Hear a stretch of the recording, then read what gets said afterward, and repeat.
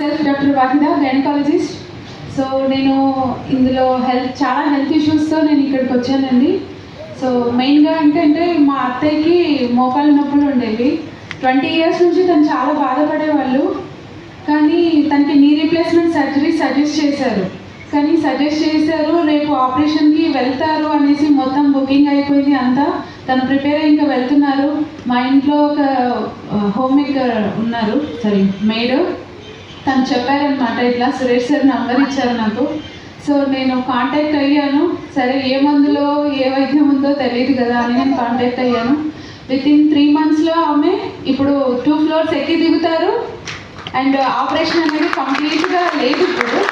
So ఇప్పుడు నిల్చొని మేమంతా ఫ్యామిలీతో పాటు మా అత్తయ్య గారి ఇంటికి వెళ్తే ఇప్పుడు అందరికీ కోడళ్ళకి కొడుకులకి అందరూ ఆమె జొన్న రొట్టెలు వేసి బాగా హెల్తీగా చేసి పెడతారనమాట. 2 kilometers నిన్న కూడా నడిచి వెళ్ళారు అక్కడికి.